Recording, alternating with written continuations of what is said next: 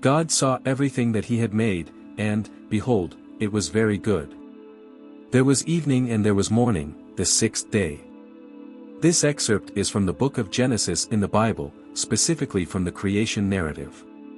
It describes the conclusion of the sixth day of creation, when God reflects on all that he has made and sees that it is very good. Here's a detailed explanation in English. In this passage, God saw everything that he had made refers to the culmination of God's creative work over the course of 6 days. Throughout these days, as described earlier in Genesis, God created the heavens and the earth, separated light from darkness, established the sky, sea, and land, formed vegetation, sun, moon, and stars, filled the seas and skies with living creatures, and finally, created land animals and humans. When it says, "And, behold, it was very good," it signifies God's satisfaction and approval of his creation. This statement emphasizes the perfection and completeness of God's work. Each aspect of creation serves its purpose within the divine order, and there is harmony and balance in the natural world.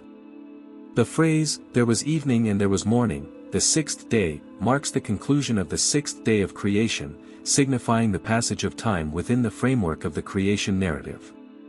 In the biblical context, each day begins with evening and transitions into morning, forming a complete cycle. This indicates the structured and orderly manner in which God brought forth creation. Reflection on creation. The phrase, "God saw everything that he had made," highlights God's role as the creator and ultimate authority over all creation. It signifies his omniscience, or all-knowing nature, as he observes and evaluates his work. Divine approval. The statement, "Behold, it was very good," emphasizes God's satisfaction with his creation. The use of "very good" indicates not only that creation meets his standards but exceeds them, suggesting perfection and completeness. Meaning of good. In the biblical context, good conveys moral and qualitative excellence. It implies harmony, beauty, and functionality in the created order. Each component of creation, from the smallest to the greatest, contributes to the overall goodness of God's handiwork. Order and structure. The mention of evening and morning signifies the completion of a full day within the creation narrative. This structured framework reinforces the idea of God's orderly process of creation, with distinct periods of work and rest. The sixth day. The specific reference to the sixth day is significant as it marks the culmination of God's creative activity before resting on the seventh day. On this day, God created land animals and crowned his work with the creation of humanity, reflecting his special care and attention to detail. Theological implications. This passage is foundational to Christian theology, affirming the goodness of creation as an expression of God's love and wisdom. It serves as a reminder of humanity's role as stewards of God's creation and the responsibility to care for and preserve it. The Imago Dei. The creation of humanity on the sixth day holds particular theological significance. In Christian theology, it is believed that humans are created in the image of God, Latin, Imago Dei, which encompasses qualities such as rationality, creativity, morality, and relationality.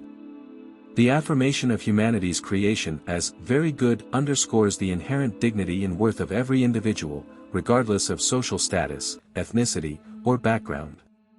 It emphasizes the sacredness of human life and the responsibility to honor and respect one another as bearers of the divine image. Humanity's role as co-creators. While God is the primary creator, humans are granted a special role as co-creators and stewards of God's creation. This stewardship entails caring for the earth, its resources, and all living creatures, reflecting God's love and concern for his creation.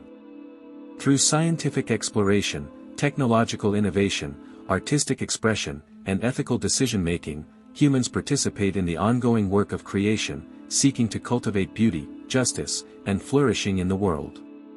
The problem of evil.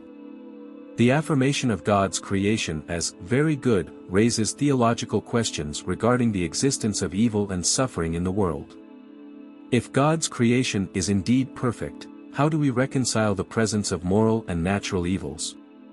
Various theological perspectives offer interpretations, including the notion of human freedom and the consequences of sin, the redemptive purpose of suffering, and the hope of eventual restoration and renewal of all things through God's grace.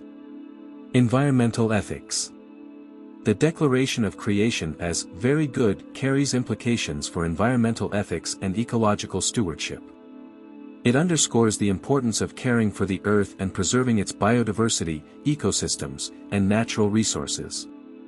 As custodians of God's creation, humans are called to exercise responsible stewardship, practicing sustainable living, conservation efforts, and advocacy for environmental justice. Eschatological hope. The affirmation of creation's goodness points toward a future hope of redemption and restoration.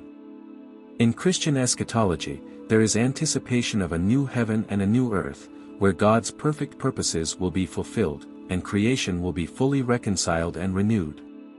This vision of hope inspires believers to work towards a more just, compassionate, and sustainable world, as they await the fulfillment of God's promises of ultimate redemption and reconciliation. These theological and philosophical reflections deepen our understanding of the significance of the passage and its implications for faith, ethics, and human existence. They invite contemplation on the profound mysteries of creation, the human condition, and the divine purposes at work in the world.